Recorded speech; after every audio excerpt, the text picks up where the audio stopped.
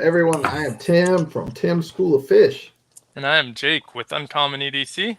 I'm Jacob with Very Good Knife Company. Yes, joining us tonight is Jacob Asuit. Jacob is the founder, the owner, the designer, the maker of Very Good Knife Company Fixed Blade. Oops, that's me. Hang on. Based out of Georgia. How you doing, Jacob?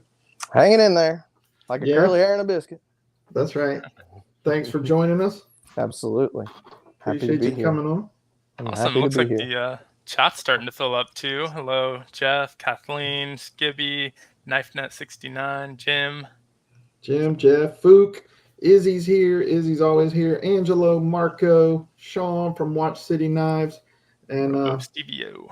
Yeah, just want to give a shout out to our moderators, best moderators on YouTube, Randy's WSG, Cheeto Bandito, and Blue Minotti Ninja. You guys know those guys. Make sure you go and give them a subscribe. And also, make sure that you subscribe and follow Very Good Knife Company across all social media. I know that you're on YouTube. I know you're on Instagram. I also know you're on TikTok. Is there anywhere else that folks can go and follow you and find you? I'm on Twitter and Threads. There's so many of them now, and half of them I don't even think make that much of a difference. But Reddit. So you guys go follow him across all socials. Would be much appreciated. Yeah, I put a couple of them into the chat, so those should be hyperlinked. I didn't have all of them, but through the common ones up there. But we're gonna try and keep it to an hour as usual. So let's get into it. Can you tell us about how you got started with Very Good Knife Company and how you got to the point where you are right now? Okay, so in 2022, I broke my legs and split ways with two Jake's Knives. Decided to do my own thing when I got back on my feet and came up with Very Good Knife Company from somewhere that I don't know if I'm going to get sued or not, but if you know, you kind of know. I just kind of ran with it. Having been in this industry for, more than a decade full time, it's not really anything new. And it was just something that I've done it for so long and it's kind of all I know. And, I was kind of worried about getting hired and finding a full-time job, having to sit down every 10 minutes. And so I decided to just set back up in the shop and go at it again. Go ahead. I had started doing bloodline knives while I was doing two Jake stuff. I never really went official with it, no LLC and anything like that. I had a good working website. I made probably 500 or 600 knives. It ended up going into the store, Kemosabe, like I was telling you, and I sold a good bit of them there, but it kind of just got taken over by the store too. When you're in the stores like that, they don't want you to advertise for yourself. They want to advertise because they want their own sales. So I kind of just cut it off and went back to doing two Jake stuff. That was easier. There were some more family issues with that, but I just kind of dropped it. So I know a little bit about this, but you tell us for the viewers, what is two Jakes? Now that was you and your dad, right? So your dad's a knife maker too, right? Yep, my dad's a knife maker too. We got into it together. We both started making knives in 2009. He had been a stonemason for about 35 years, and I was working in masonry from the time I was about 14. I started driving a truck when I was 15. I stayed in a dump truck all the time. In 2008, when everything crashed, everything kind of went downhill for us. And then we got hit by OSHA on a job site, and it kind of just killed us. Oh, yeah. When they show up and slap like a $25,000 fine on you. So why knives? Did your dad always make knives? Did you guys do it as like a hobby? So so for him, knives was always a big part of his life, and he would always make things like this for me. And I've had this since, I mean, he probably did this in 95, 94, somewhere out in there. Yeah. And, you know, he's always had a big interest in knives. He's a big time case collector and was for a long time. Like had the room that we live in now was full of case knives all over the wall, from ceiling to floor, every single square inch of the wall, case knives. Every model you can think of, every variant of every model. He's real big into the rust locks.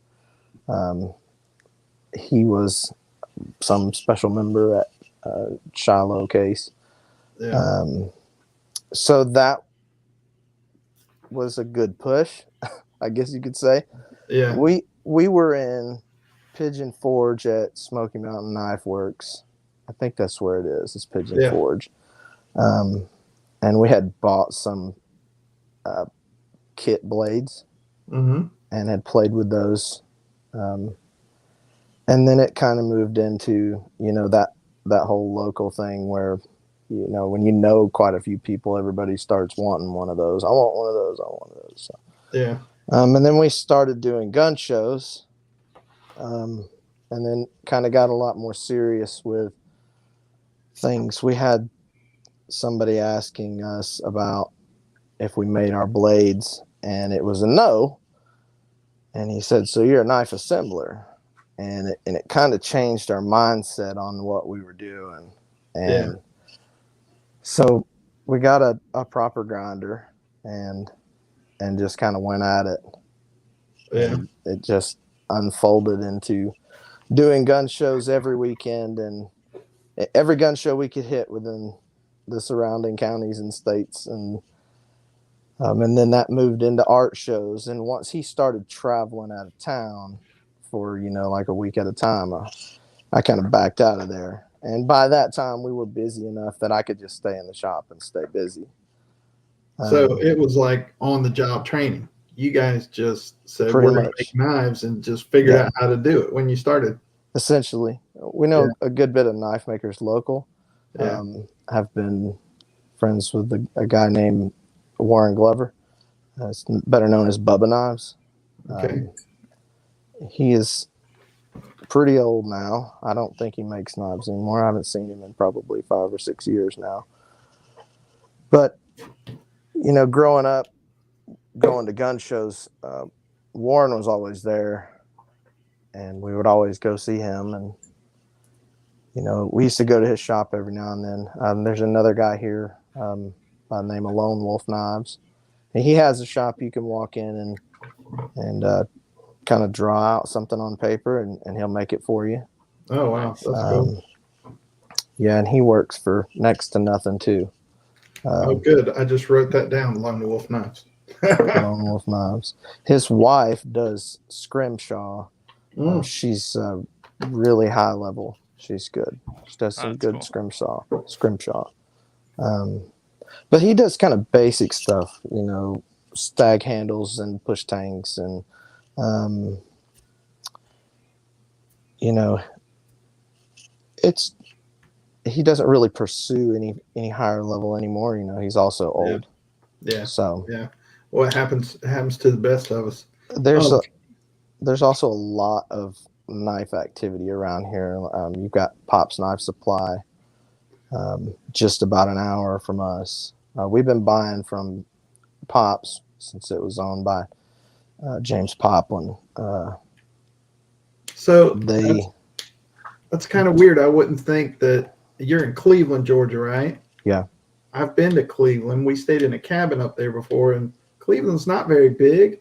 But when you say there's like a whole knife community there, that's pretty interesting. Within an hour, there's a ton of knife makers. There's a ton of knife makers everywhere now. There really is.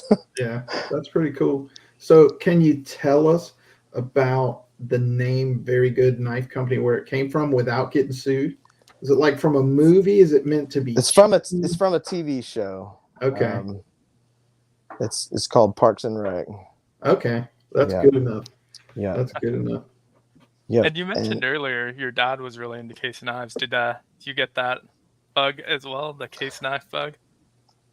Not as much as him. No. Not as much as him. But I do have a good bit of case knives. So they're stashed away. I like sawbusters. Oh, nice. I'm a sawbuster fan. Jake just did a review of the Purple Barnboard Barlow today, right? Right. I have that one, and I love that one. I have a love-hate relationship with case. My most recent one is that 2024 vault pattern, the one-arm razor in the antique bone. The reason I have a love-hate relationship with them is the gapping that is always present.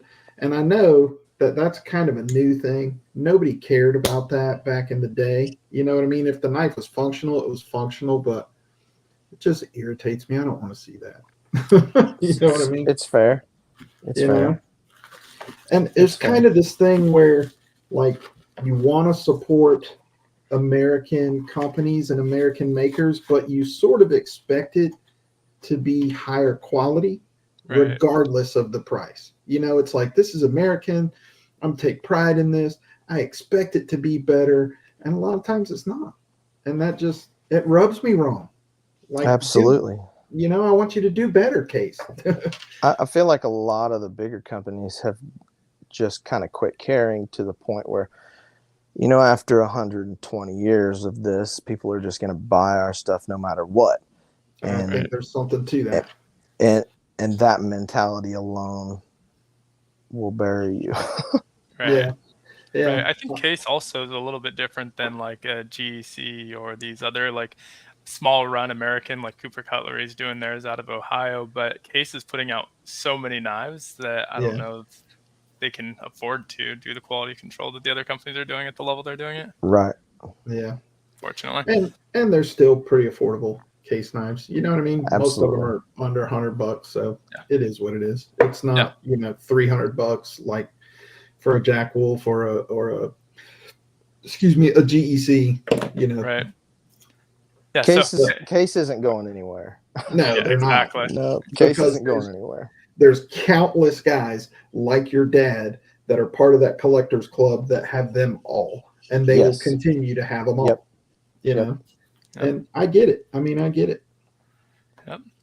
But getting back on track, what do you want people to think of when they think Very Good Knife Co? I know what I think. Just overall durability.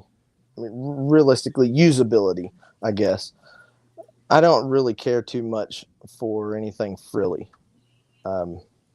That's kind of obvious. I like very plain. I like functionality and I like comfort. Something that works for everybody is real easy to distribute. And it's kind of hard to find simplicity anymore in the industry because, you know, everything's been done already. There's pretty much nothing that hasn't been put on a knife handle. There's things that there's not hardly anything that knives haven't been made from or forged out of. It's hard to find uniqueness. But I feel like there's not enough simplicity, and people want to. There's a lot of makers that want to put extreme amounts of grooves in their handles and this and that, and it's like, you know, that's great and all, except for when you're really digging in and using it hard, and something's going to rub you raw. And if it rubs me raw one time, I'm putting it down and I'm never picking it back up again. And it's real simple. And you know, a knife that is simple and functional is going to get used more than a frilly knife. Right. You know. And I agree with all of that. What I love about your knives is not only the simplicity, but they're beautiful in their simplicity. And like you said, they're just comfortable. They fit perfectly, and the fit and finish is ridiculously good. You know, it's just everything is chamfered down perfectly. Fit and finish is always on point, and you know, they're users, and you know, you can beat them up and they still keep going, and they're affordable. You know, Right. I love that about your knives. You know what I mean? And I've told you before, I don't want you to charge more because I want to continue to buy them, but you could. You know, I don't want to charge more. Yeah. Like I was talking about earlier, when you sell knives with mammoth tooth and walrus cheekbone and ivories and all the special frilly things, all kinds of different fossils and meteorites, palisite meteorites. And when you sell those for so much money, you're really selling an art piece. And there's no law that says you can't charge whatever you want for something that is one of a kind. Right. So in the art world, people just charge whatever they want. And it's real easy to get caught up into just falling into that groove and charging whatever you want. I can't sleep at night. I can't do that, Yeah. and having sold knives at a high level, once you sell one for $5,000, you're like, I don't want to do anything else. I just want to do this. The problem is you forget about where you came from and all you people that you know.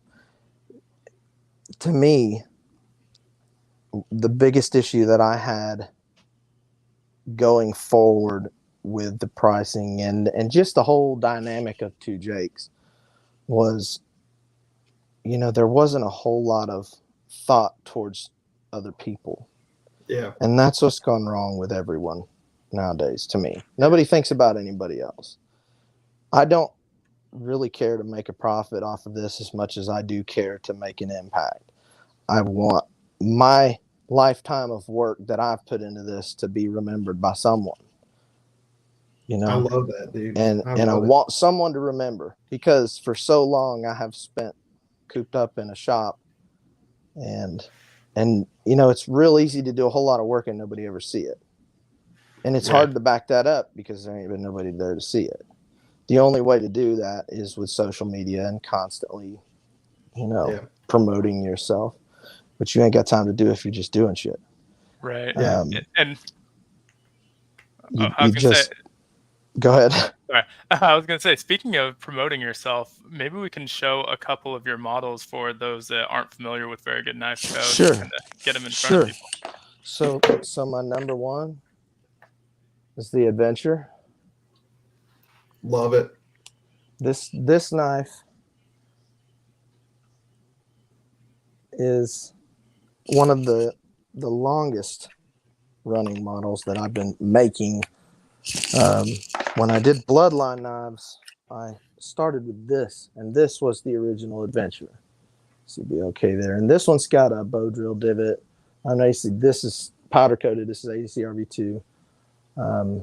Still the same night canvas, micarta. Jacob, what is the purpose of the divot? I don't know, honestly. This is for a bow drill. Oh, okay. Yeah. All right. Yep. This is a bearing divot. Nice. For a bow drill. And then I moved from this Adventure. I carried this knife. If the sheath and knife don't speak for themselves, I carried this knife for 4 years every day, and it never left my belt. And I quit carrying it because the sheath split here, and I jumped out of the truck out of town, and it fell out. And I was like, nope, I'm too attached to this one. It's going away. So I came home and I made this Adventure. That's generation 2. This is generation 2. See, this one's stamped with Two Jakes. This was well after I just quit doing the Bloodline stuff. Yeah. Okay. And then I only recently quit carrying that.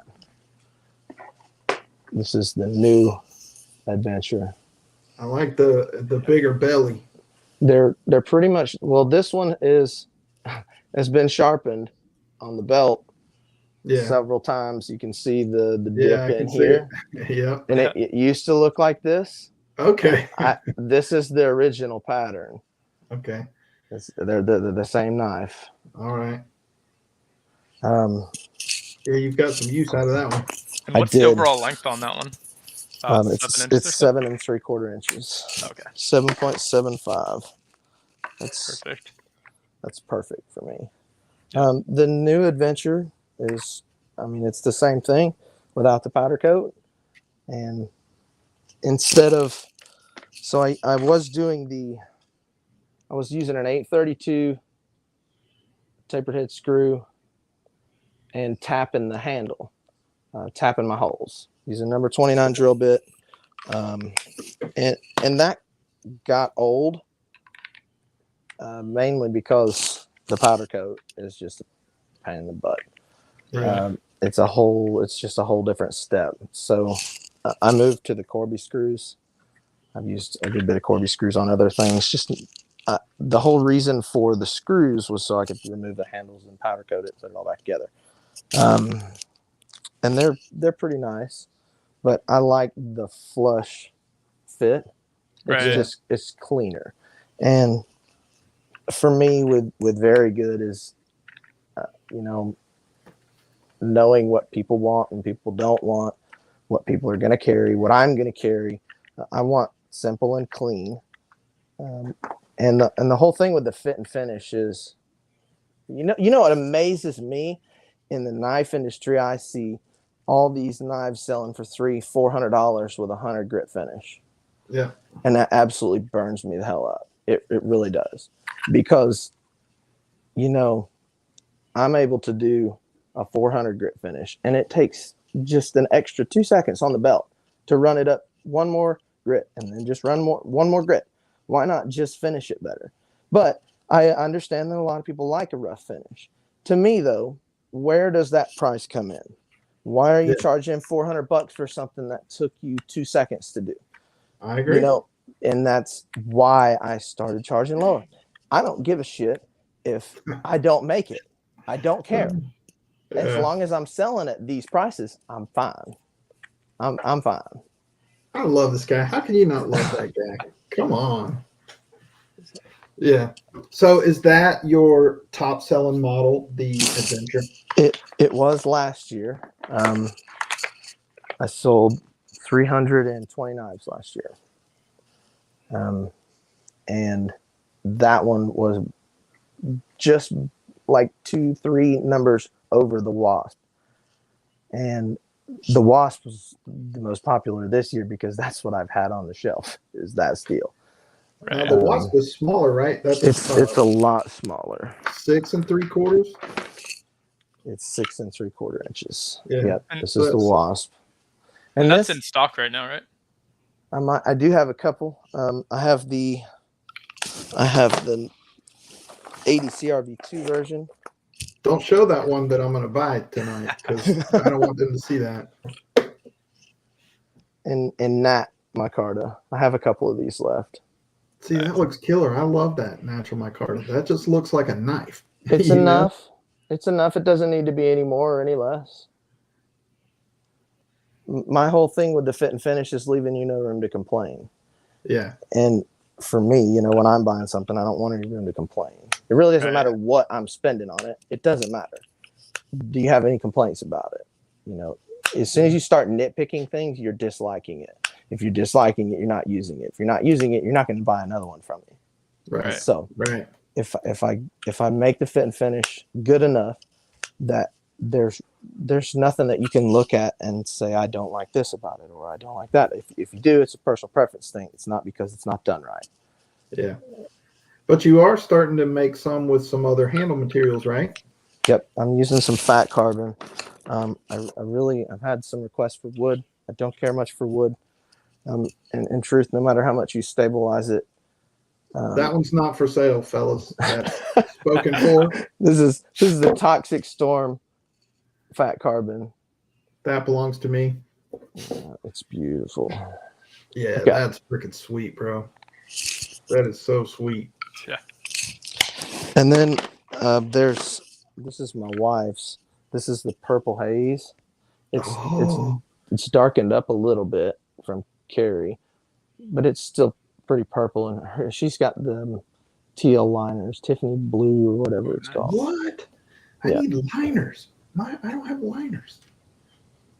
That's sharp. Hers is pretty sweet. Yeah, she has good taste. And she carries it in her pocket with the Ulti-Clip 3.3, the Slim 3.3. Nice. Very nice. It's pretty sweet. Yeah. So let's see. All right. So where do you see all right, so let me preface this a little bit. You're a one-man show, basically. Your wife helps you, Yep. social media and other stuff, and Yep. I'm does sure. some hand sanding. Yeah. She does a lot of hand sanding. She does a lot of Kydex work. Yeah. Cut out materials. She does a lot of the basic stuff. So it's really just the two of you. Yep. And I know that, sometimes you get so busy that it's difficult to keep up. I can imagine you're making everything by hand. Where do you see Very Good Knife Company in 5 years, or where do you want it to be? Are you happy with right now, or do you have a growth strategy in mind? My strategy is always to sell everything that I make and Yeah. nothing more. I don't need to sell anything more than what I can calculate that I can make. At full pace, with everything going right and me not having to run back and forth to the parts store or Harbor Freight because something broke, I can put out a good 25 knives a week in the box and ready to go. And if I can sell all 25 of those at the price that I'm selling them at over the weekend, then we're good. Yeah. The issue becomes the issue comes at selling at this price, sitting on knives for 6 months. Yeah. 6 months down the road, I got like 15 knives sitting on the shelf. I just lost everything on those. That's a problem. So exposure is pretty key, and just getting the word out there, trying to promote myself and in truth, if all I need to survive is 25 knives a week, and I can do that pretty easily, why do I need to grow any bigger than that? That's 100 knives a month. That's 1,200 knives a year. That's plenty, and that's really not that much. The key there is that I'm not using water jet. There's almost nobody using water jet anymore. My issue with water jet right now is the time that it takes for me to get my stuff back. Also, anything from Autodesk like CAD is $500 a year.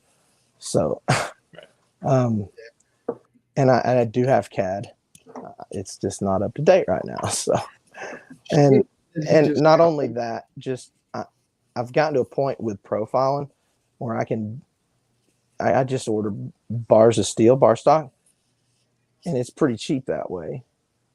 And it's easy to section out and figure out what your cost per unit is. Really simple. Yeah. When you're doing it that way. Plus, I'm not having to drop, $1,000 on water jet and a sheet of steel every time. If I can only make 25 a week, I don't need water jet, and I don't feel like it's an extra expense that I need to spare. It's more efficient to just hand grind them out. So, but if I were to use water jet, I would be able to probably go up to maybe 30 or maybe even close to 40 a week. And that would be nice. But like I said, if I don't have to have it to survive, I'm not going to stress myself trying to do it. So in 5 years, I would like to see, I would like to have somebody in the shop with me. I'll be 32 this year, in a couple months. And I feel like I've got a good bit of years left in my fingers and everything else, because I'm pretty jacked up. My whole body is just torn apart in my finger. I've got such bad arthritis in my fingers. They look like old people fingers, and they're all knotted up. And bro, I feel your pain. And when all your work is 100% finger work, it really wears on you. And the winter months especially. So I'm definitely going to slow down every winter because I don't have heat enough to heat my shop. And we were talking about that a couple months ago. You got to get heat out in that shop, brother. That's crazy. You can't be out there at 10 degrees. No, I wasn't. I know. You took a little time off, didn't you? I'm not going to do that. I'm not an idiot. Real quick, I just want to say hello to Beef. Beef said he was at work watching the show, drinking a Purple Monster drink. You guys watch my channel. You guys know how I am about my Purple Monster drinks. So appreciate you tuning in, Beef. Yeah, Jesse McJames also just asked if you have the Mantis, Jack, or Falcon. He's looking on the website. I don't have any Mantis or Jack or Falcon on me, but I do have. Where'd those go? Oh, Is the Jack's the little stubby sheep's foot? Is that right? Yeah, that is the little sheep's foot blade. That one I did at a 3/16 stock. It's a little monster. Yeah, but I grind them really deep and thin, so you don't have such an unusable, massively thick edge. Yeah. You know, I just want the spine and the thickness. I like the weight. I don't mind the weight of a heavy knife, and everybody whines and cries about the weight of, you know, even 1/8 inch stock is too thick for a lot of people. Thin as in. No, I don't mind it. And like, I'll carry a 9-inch fixed blade. Falcons. See, I have 4 of them going right now. These are Nitro V and they're heat treated. I've got them marked and inscribed for grinding, but that's what I'm working on this week. I have Falcons and I have some Mustangs, just a few. Now, I know you're a clip point guy. You love a clip point. Is the Mustang your favorite one? I wouldn't call it my favorite. I'm an adventure guy. I've been carrying that same blade for so many years, and I'm, you know, we're creatures of habit, and I have a habit of just getting stuck on something and never wanting to change from it. Yeah. So, Sean said you don't look a day over 30. Thanks. Sure. And you've kind of I was gonna say you've kind of alluded to it already, but you're doing everything in house: heat treat, grind, everything. 100%. It's all done in house. It's really not that much. That's another issue that I've had with the knife industry is like Forge and Fire dramatized the process so much to where, you know, people feel like you have to have all this massive amount of equipment. You really don't. I have 1 grinder in my shop, and I've been working in a shop that has 6 grinders. And so the biggest issue that I'm having right now is having to change between my big wheel and my small wheel and my platen and all that stuff, you know, when I'm used to just switching grinders. So downsizing is different, but in truth, the big shop up at the top end of the property, the 2 Jake shop, is so cluttered. My shop is a third of the size of that shop, and it has twice as much room. So, you know, the space is a big thing that I have a problem with. I like everything to be out and open and organized so I can stay efficient. As soon as you start getting cluttered up, then you start mixing things up and losing things, and for sure running behind. My studio / home office is not cluttered at all. Neither is Jake's. You can tell that we are both extremely organized, just like you. It's the only way to be efficient. It really is. Yeah, right. But trying to stay moving with a small amount of equipment is easier than staying moving with a large amount of equipment. There's twice as much power and there's twice as much things to maintenance, you know. So everything being done in house is not that big of a deal. It's really not when you have everything. You know, the proper tools for certain things is not that big of an issue. My kiln only does 6 at a time, my rack, which isn't an issue because I can only make 25 a week. So I don't need anything bigger than that. I don't need anything bigger than I have. Everything I have just works for me. So yeah, that's awesome. But if you had more equipment there in the shop and it was running, it might generate some heat for you. If there was another set of hands. Right. That's where the dynamic changes. Yeah. See, I can only do so much myself, even if I have extra machines. Right. That's the key there. Because as long as I'm the only one grinding. So in 5 years, I would like to have somebody else be able to grind the way I do. Because I can't just like plug my USB drive into the back of your head and download, 14 years worth of grinding skills. Yeah. Do you have somebody in mind? Has any youngsters or anybody from the community said, "Hey, Jacob, teach I haven't me"? had anybody reach out. We have had a few people come through and work for us at Two Jakes. We have a friend named Jeremy. He came into the shop. We just needed some help doing some grinding. This was probably close to 10 years ago now. And he picked up hollow grinding like in a day, to the point where he was doing his own blades without us really having to stand over his shoulder and give him pointers here and there. He just picked it up really easy. Yeah. And it's really hard to find that. It's really just kind of a dexterity thing. Yeah. And hand-eye coordination is not as big of an issue as repetition and dexterity, just having some hand strength, and fine motor skills. That makes sense.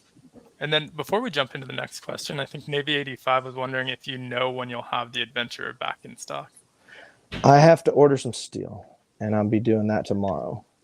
I'll be ordering all handle material, more blue. Everybody's been wanting the blue, and I've been out of blue.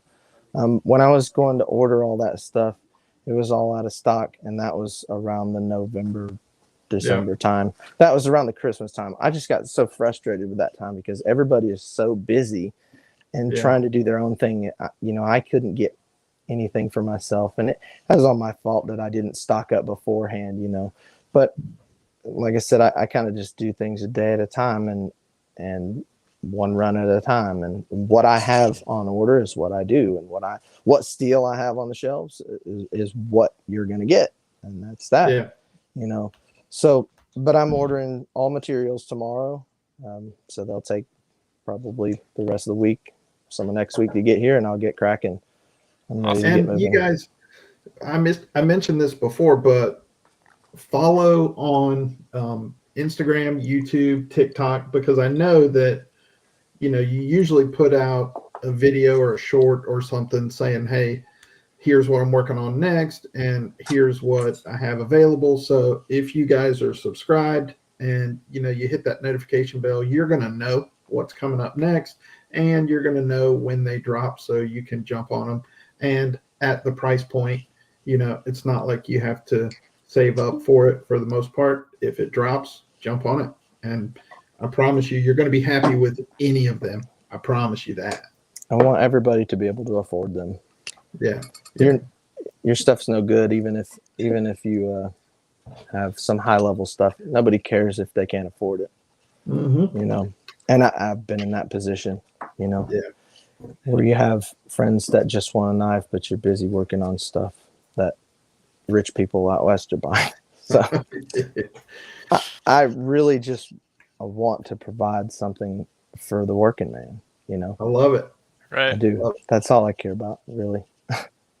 Awesome. Now, do you remember your very first knife design, and do you still have that?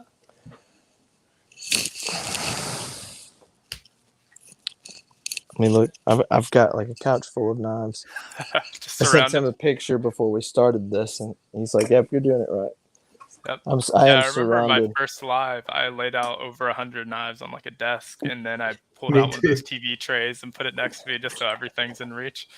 So, and then you can't find anything. When we first started doing knives, we were doing knives, with the like stuff that you'd get from Smoky Mountain Knife Works. With this, you just buy the blade and you'd stick it in a deer antler, and this has got a piece of true stone turquoise on the bottom of it. This is like 2011, 2010 era. This is really early for me. Nice. And moving up from that, I kind of moved into, where we started making our own blades, and then you start doing stuff out of files. Mm-hmm. Yeah. Same kind of thing. Stack handle. This one's got a brass guard, and this is pretty early for me.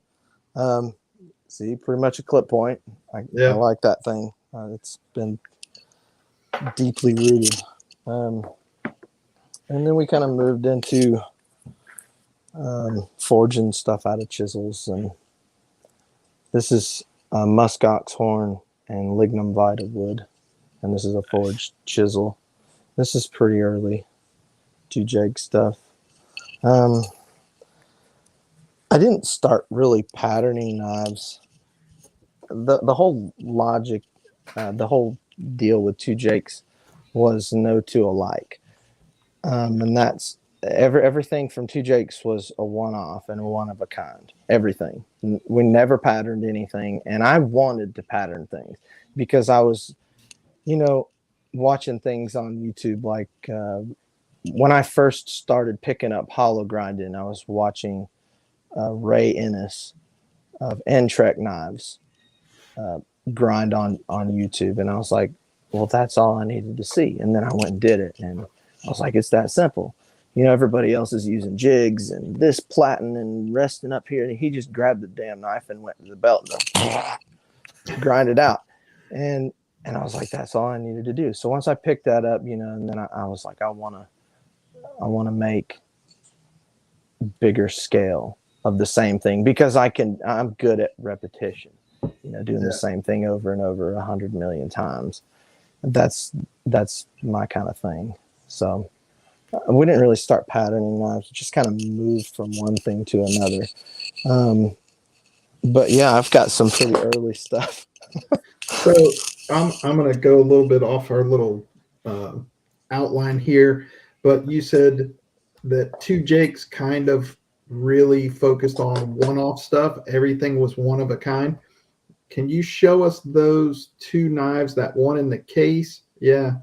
And then that other one that you showed us, because I'm sure the guys want to see that stuff. Tell us about that one. So this is number 999. Everything from 2 Jakes was serial numbered. Mm-hmm. This is our Damascus. I forged this blade and hollow ground it. And my dad did the handles. It is let's see if I can get my finger right. This is a walrus cheekbone. This up front is a little gopher jaw. It's got a tooth in there. This is lignum vita wood. And then in the back, the pommel is mammoth tooth, woolly mammoth tooth. And that's the kind of stuff that we did at 2 Jakes. And they were pretty much, we didn't really have a plan with hardly anything unless somebody wanted somebody or something specific. We just kind of go to the grinder, no marking anything out, and just grind out a knife. It's a knife shape. That'll do. Put a hollow grind on it, put a flat grind on it, whatever, and just start piecing together materials. This is on the higher end of the 2 Jake stuff. This is my wife's steak knife. Wow. This is my Damascus. It's gotten a little rusty there. This is woolly mammoth tooth. This is a stone called veracite. And then this is rosewood on the pommel. And it has beautiful mosaic pins. I had fun with this one. This one's pretty fun. And then there's some more of that. This is Damascus, but it's polished. It's been etched and then polished, so all the lines are there, but they're shiny. And this is more rosewood, giraffe bone. That's my steak knife. That's the kind of things that we did at 2 Jakes. And did you say giraffe bone? Giraffe bone, yeah. And you said some of those knives were like high dollar that sold for 5 figures, right? Oh yeah, that's crazy. It's not super common. But yeah, in the right store. Yeah. When you have the right exposure and you're in the right place, absolutely. There's a lot of people out there with more dollars than cents. So that's a fact. Yeah, I'm not going to turn down. That was one of those last episode. Yeah. Can you show us the little raccoon one? Yeah. This is a raccoon jaw. Cool. Yeah, that's killer. We had our own thing. There's been a lot of things, like I was saying earlier, everything's pretty much been done in the knife industry. Yeah. This is one thing that I'm quite positive that we call our own. And we started doing that. And you see this number 999's got a jaw on it. So that was pretty early. The serial number for 2 Jake stuff is over 6,000 now. Wow. Yep. And everything's documented in books. He's got every knife is traced and in a book. Wow. It says what's on it. Whenever somebody buys it, he writes the name down, who bought it. There's let's see. Did you harvest that raccoon yourself? I did. Yeah. I knew it. I knew Yeah. you did. I did. Yeah. That's awesome. So my wife and I ran a training facility and a coonhound kennel for about 8 years. It was called Night Train Kennels. We bred red bones, had some competition dogs, show dogs. We used to competition hunt a lot. So, but the land grab kind of ruined that. Yeah. Yeah. And here's some more high-end stuff for you. See, this is snakeskin inlay sheath. That's gorgeous, man. That is freaking beautiful. I did the sheath as well. I do leather work too. And the knife is powder and welded steel. And then we've got walrus cheek, mammoth tooth. And then this is choyo cactus with turquoise inlay. And so I've seen a whole bunch of knives on the market with that. And before we started doing that in, I want to say, probably 2013 or 12 is when my dad is real big about just filling in cracks and imperfections with stones and anything that will fit in it to fill the crack. Because like I said, they're all one-off, and it wasn't really an issue if it was not perfect. If it wasn't fitting, you just fill it with something and make it. You don't need a 401k or an IRA retirement account, because you can just freaking auction off those knives and you're set for life, bro. I've got buckets. I'm serious. So many knives. That's retirement right there. I mean, people will pay, and especially since every bit of it is documented, you know what I mean? Like, they have the provenance of when the knife was made, the materials, the whole thing. Yep. People will pay big bucks for that. Yeah, all the 2 Jake stuff come with a certificate of authenticity and card to tell you what's on it and all that stuff. Yeah, it's pretty highfalutin. Yeah, and see, that's another thing I love is that you want to make. I mean, you call them simple. I don't call them simple. I think they're. It is simple. Cool. Okay, it's simple. But this is a one-off, by the way. This is the Tim School of Fish model. It is.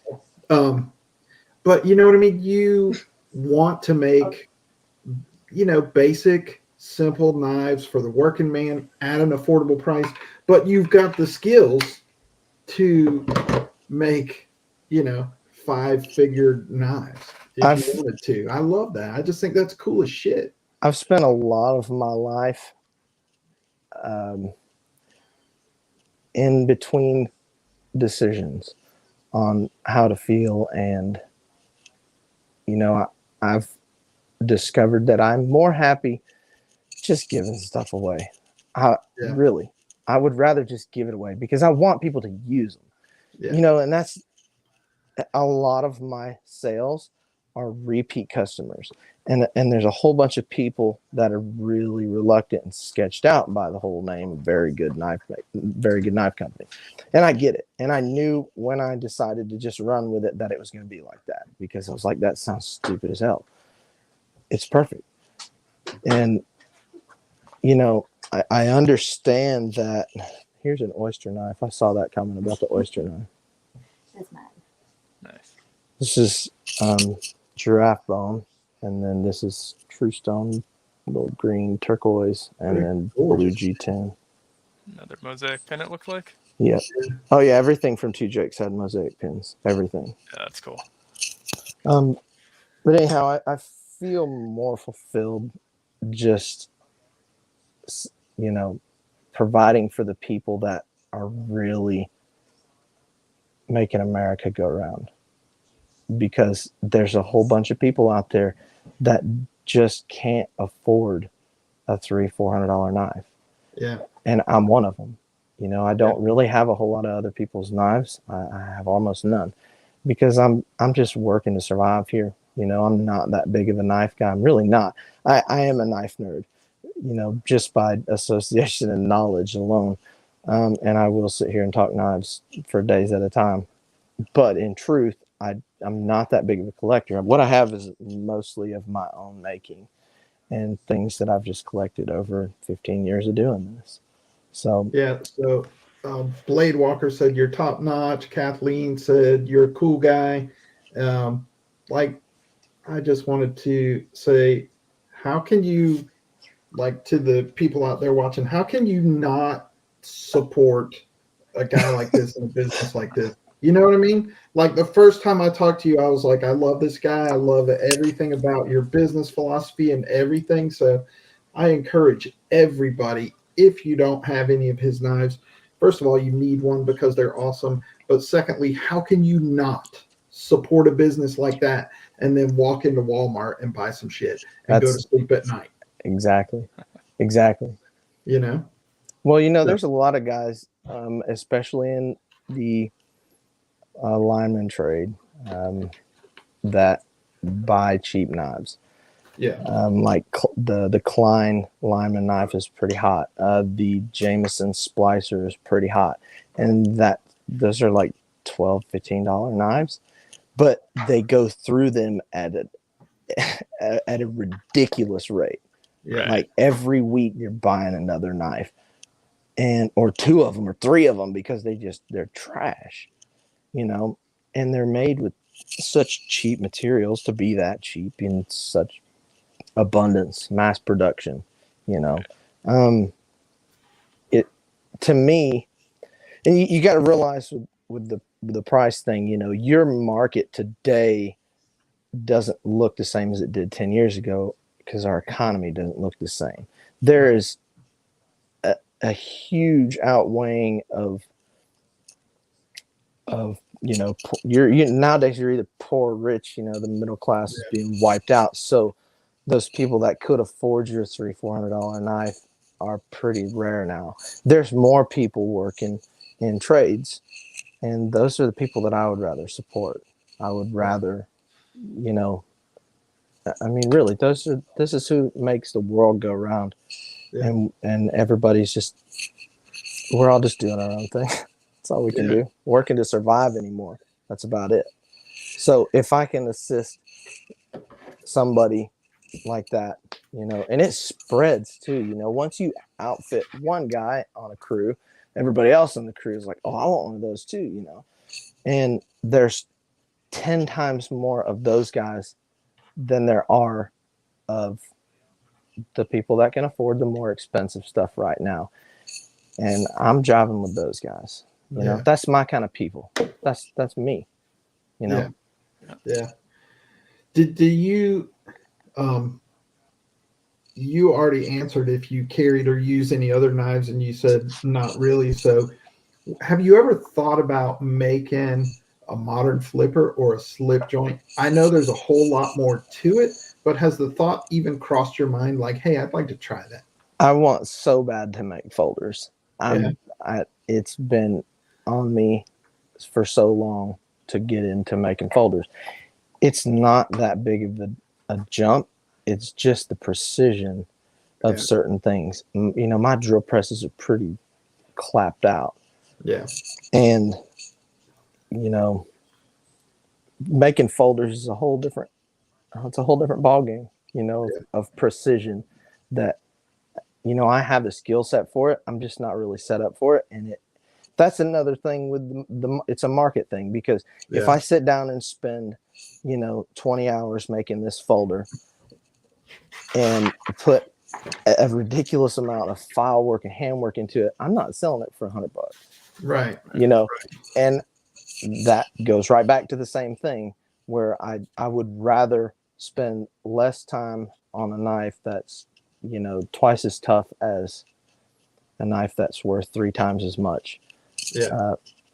I'm going to go that route. Yeah. What about, go ahead, Jake. I was going to say, I have a guess at what the answer to this one might be, but what knife design are you most proud of? What knife design? Yeah. You know, I think my favorite would be the First Strike.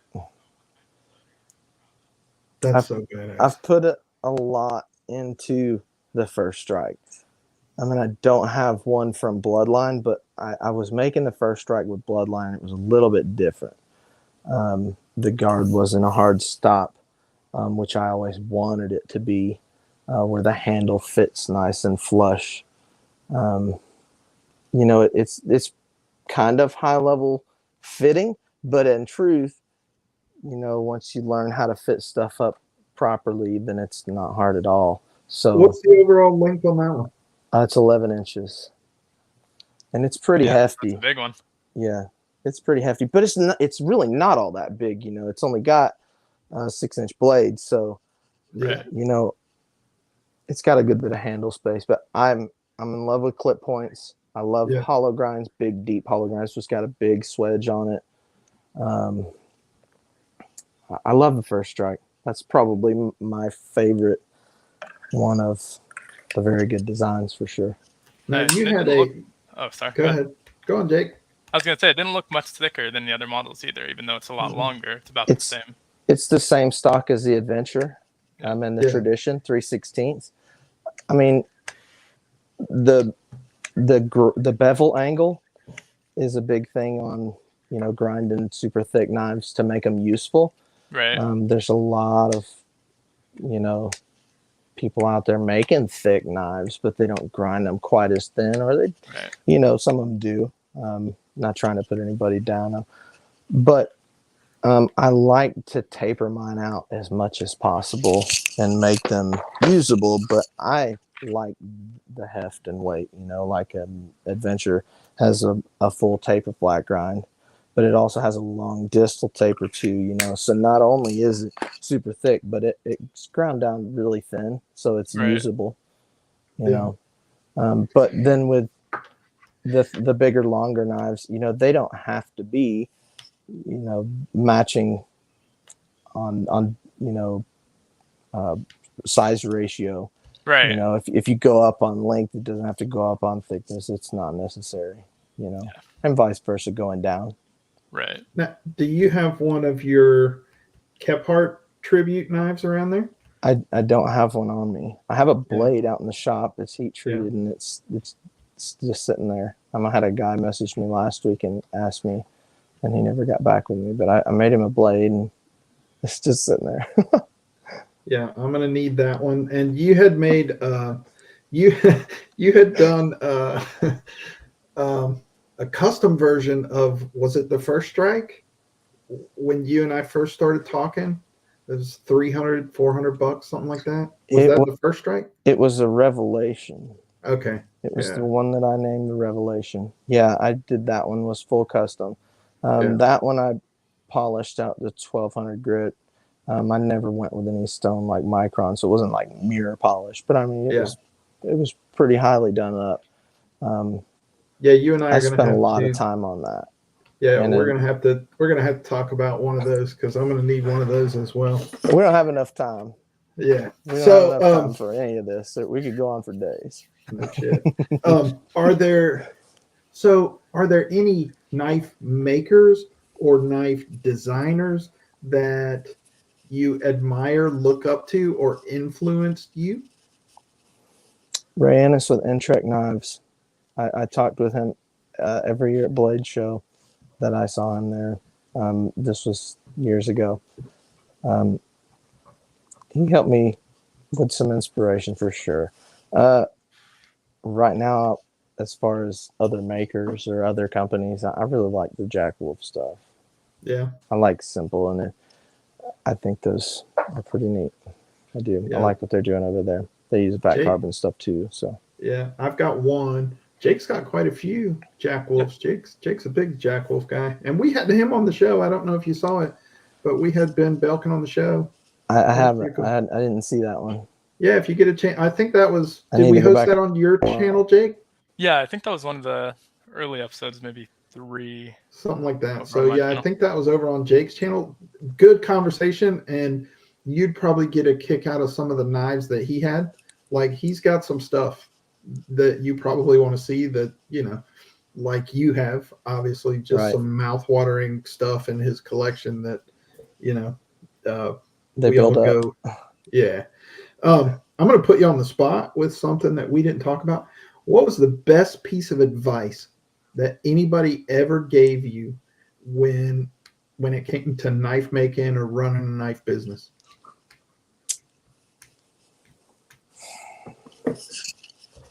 Jesse's going on and on about that jack, man. He needs jack. I'll get you one, Jesse.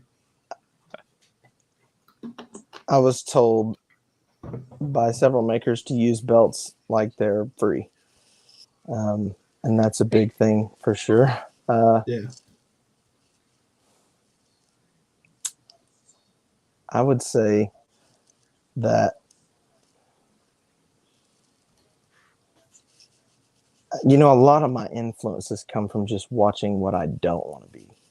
And that's there's a whole bunch of snobby jackasses in the knife industry. I don't give a shit who gets mad at me for that. I don't care. I love it. But I mean, I'm serious. There's a whole bunch of damn bastards in the knife industry.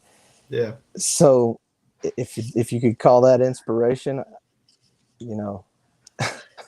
Hey, that is inspiration. And if that there's a lot of really nice guys and really good makers.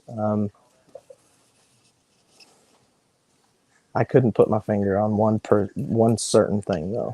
I really couldn't. No, that's good.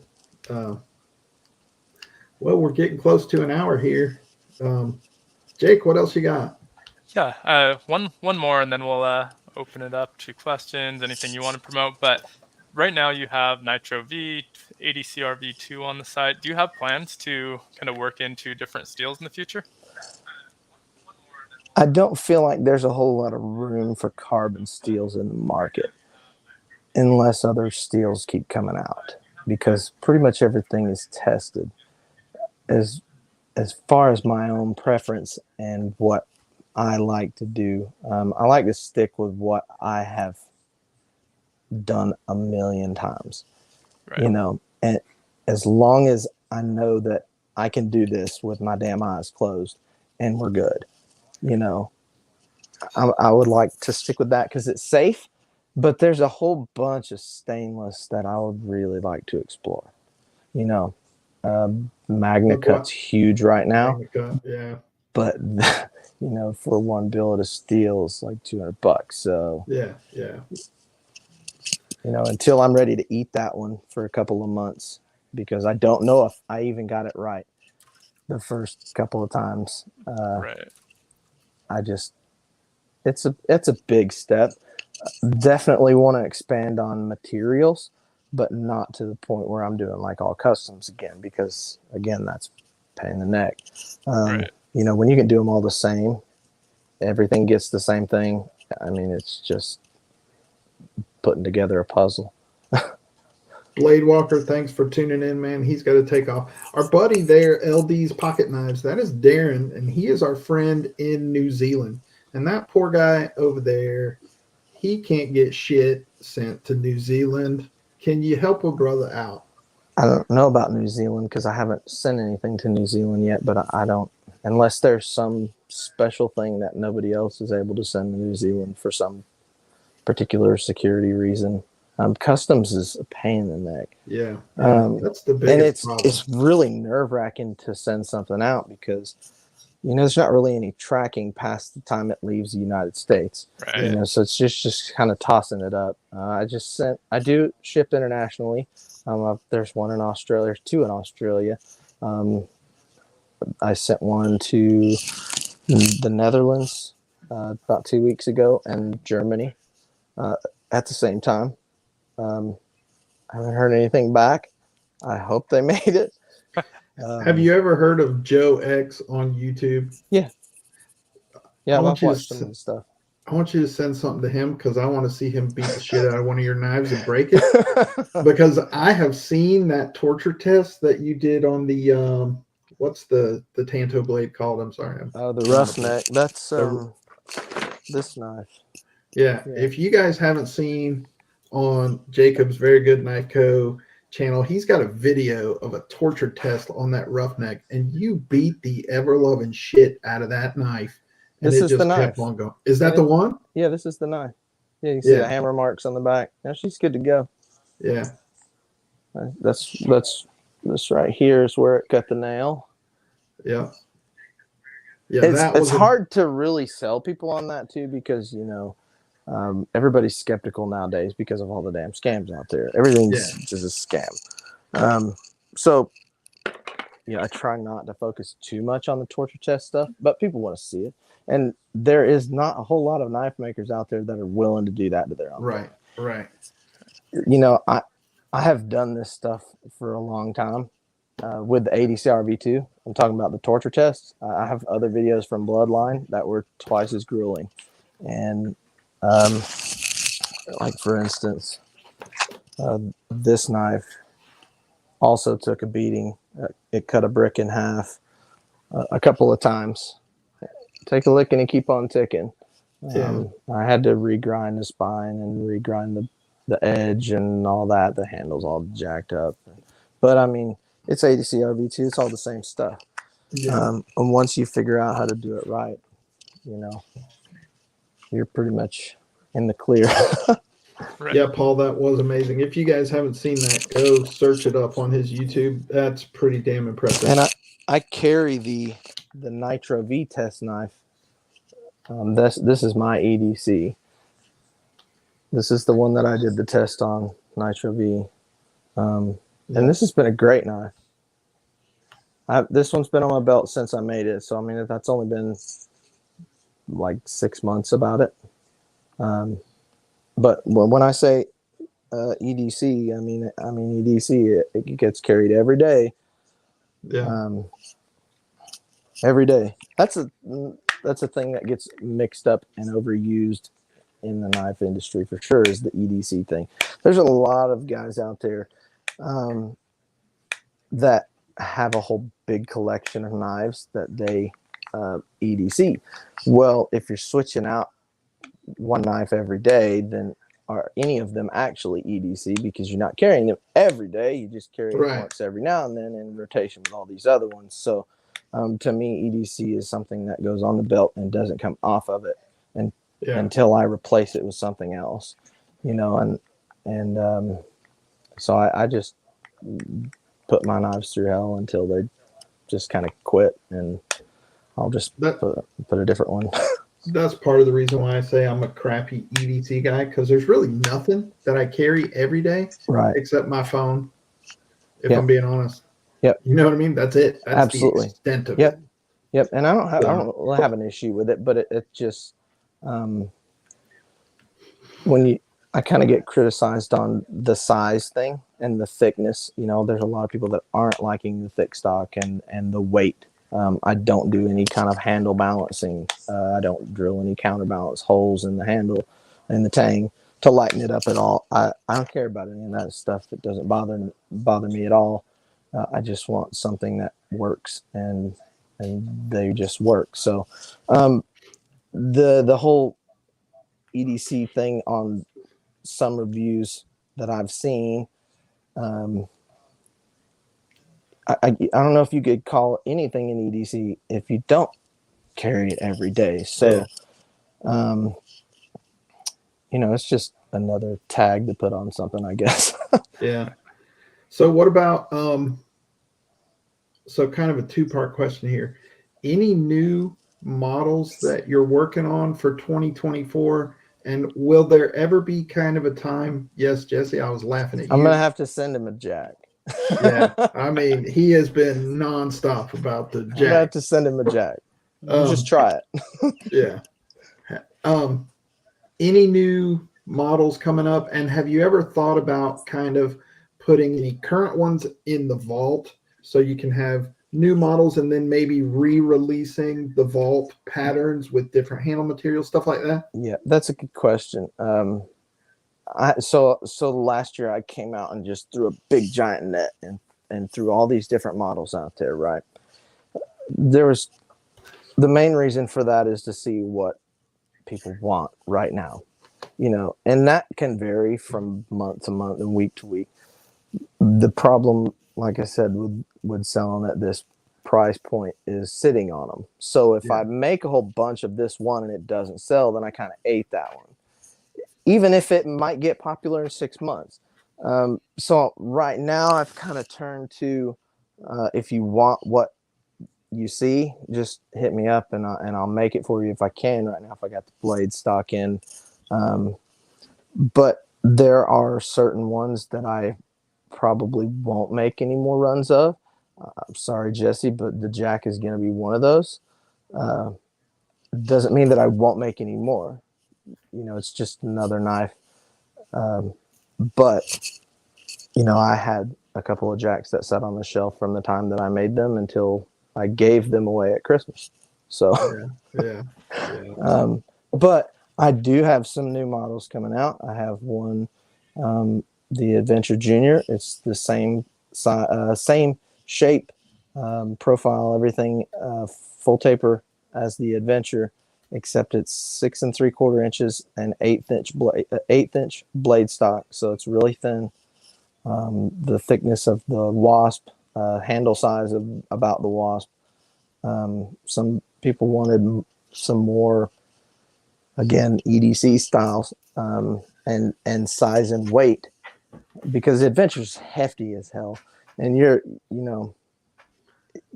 got some big paws too, so it's not that big of an issue for you. No. But again, some people are a little more dainty than they let off to be, I guess, because they complain about the weight of that knife and want something smaller. So I do have that going.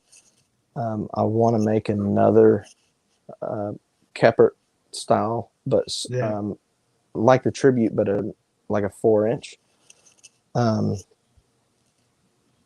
I do want to make another one even bigger than the Walkabout. But I mean, that's a tough one to get sold all the time too. But I don't make a whole lot of Walkabouts either. I want to see like a big ass 17-inch buoy or something. Yeah, I do too. Yeah. So do I. don't ever stop making the thick blade stock and the bigger ones. The dinky ones are okay, but those are freaking like sandwich knives to me. I agree. Yeah. When I pick up a knife, I want to feel like there's nothing I can't do with it. Right. I want to trust in it no matter what. On a fixed blade. In a fixed blade for sure. And for the thinner blade stock, there's I can trust in an 1/8 inch stock, but any thinner than that, you're risking doing heavy work with it, breaking it. I have yet to break an Adventure. Have you ever made a sword? Have you ever made a sword? I have made one sword. I'm not into swords. I'm not crazy about swords. I don't like making them. Making long pieces of Damascus is a pain in the butt too. Anything longer than about 18 inches. Once it starts hanging out the back of the forge, it's problematic. I'm done. I don't want anything to do with that. I've done a lot of things up to like 20, 22 inches machetes. I've done some kukris, and I don't like doing anything that big really either. I really like small usable knives and making small usable knives. I like doing things that are easy, not necessarily because I'm lazy, but because it's easier to perfect something. Right. Right. When there's not 100,000 extra steps or an extra 20 inches on it. So, but I do really want to make something big. Like I have a CAD file on my computer of a 20-inch clip point buoy that I did a long time ago. And then Work Tough came out with that Puzon Bowie. Yeah. And I was like, damn, that's close. That's close to what I had. But I like that style. I want something ginormous like that. I don't know how I would market it, but I just want one. Send me one. I'll do my best job of marketing that bitch. Yeah, absolutely. Yeah. So I think we've run over on time here. Any final thoughts? Anything you want to add? Anything you want to promote before we say our goodbyes? So you guys will like it, but I have a Nitro V Wasp here. It's brand new as of about 6 hours ago. This one is sporting some fat carbon snakeskin gold scales. They are absolutely beautiful, and this is not doing it justice because I can't get it to focus. Anyway, it's gorgeous. I'm giving this away. What? Yeah, I'm going to give this a knife away, and I'm going to do it on the website instead of Instagram. I'm going to do it on the website. I'm going to set that up tomorrow. Tomorrow's going to be a computer work day. So how do guys enter for the giveaway on your website? When I post it, I will send everybody that's subscribed to the newsletter, but I'm going to kind of do it like the sweepstakes giveaway where you just enter your email, your name and email. So Instagram's a pain in the neck to do it that way. Just enter your name and email. I'll be posting all that tomorrow. So the giveaway will start then. And I haven't even set a date. What is today's the 19th? Tomorrow's the 20th. Let's see. Let's do what should the drawing date be? I don't know, Let's 2 weeks, do 1 week. To be determined then. I'll figure that out tomorrow. I just kind of sprung that on. I haven't done a giveaway in a while, and I wanted to give away something super special. So a Nitro V Wasp with the fat carbon snakeskin gold, that's going to be given away. Here, starting tomorrow, we'll be doing the entry for that on the website. Oops.